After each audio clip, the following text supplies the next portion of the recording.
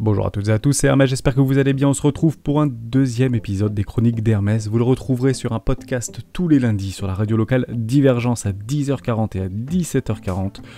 L'objectif est de vulgariser tout le monde de la blockchain, des cryptoactifs, des NFT et j'en passe. J'espère que ce contenu vous plaît. On continuera chaque mardi à 18h sur la chaîne YouTube des Rois du Bitcoin. Toutes les informations sont en description de cette vidéo. Je vous souhaite de passer un agréable moment. Ciao. J'ai l'impression qu'il y a un gros coup dans l'air. Ton unique responsabilité, c'est de mettre du pain sur la table.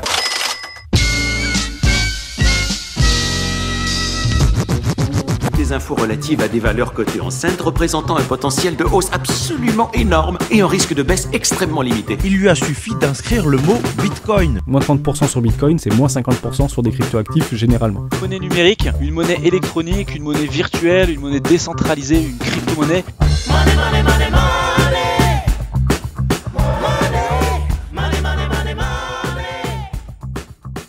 Tiens, t'as vu hier au JT ? Ils ont encore parlé des NFT.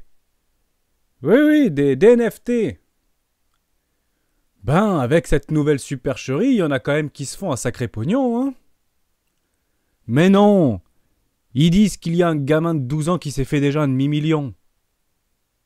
Ben, ils en ont parlé hier au JT, hein.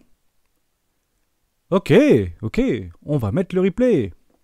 Un NFT, nommé en français jeton non fongible, c'est quoi ? Dans sa définition aussi parfaite qu'abstraite, un NFT est un acte de propriété aux allures arithmétiques consigné dans un registre numérique. Une simple suite de chiffres stockés dans une base de données représentant un objet parfois physique auquel est rattachée une identité numérique. Cette même identité est stockée et authentifiée par un très large public, ce qui lui assure son existence unique. Il existe 5 grandes familles de ces fameux tokens, ou jetons numériques. Tout d'abord, les collectionneurs, qui cherchent coûte que coûte à s'en offrir pour se faire d'abord plaisir. Il y a également les joueurs d'un nouveau genre qui veulent se faire remarquer parés de leurs plus belles tuniques dans leurs aventures vidéoludiques.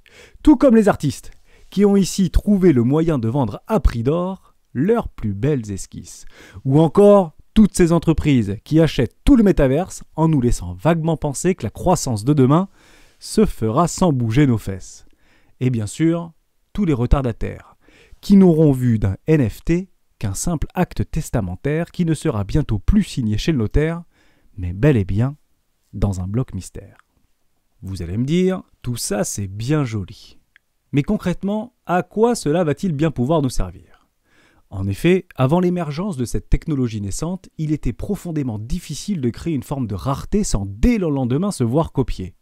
Pire encore, se faire voler ou tromper est aujourd'hui une pratique largement démocratisée. Œuvres d'art immobilier, musique ou logistique, analogique ou digitalisée, tout y passe, tous concernés, tout ne sera demain que NFT. Prouvez l'authenticité de votre dernière paire de chaussures achetée sur l'avenue des Champs-Élysées, ou encore contrôler d'un œil expert la provenance de votre prochain dîner sera aussi simple que de savoir si vous êtes bien majeur et vacciné. Mais soyons rassurés, l'objectif n'est pas de connaître votre pédigré, mais de pouvoir d'un simple clic prouver notre sincérité sans pour autant nous montrer. Alors, aucune raison d'avoir peur. Ne pas pouvoir s'offrir un pêle-mêle de photos en HD pour la modique somme de 70 millions de dollars n'est ici pas le sujet. Car la valeur de votre précieux n'est pas représentée uniquement par celui qui l'a fait, mais bel et bien par celui qui souhaite se l'approprier. Mais attention, ne nous laissons pas berner par ces enchères démesurées, car la réelle valeur de toute chose vient avant tout de son utilité.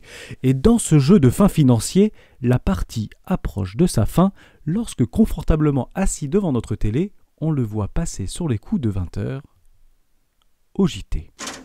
J'ai l'impression qu'il y a un gros coup dans l'air. Ton unique responsabilité, c'est de mettre du pain sur la table.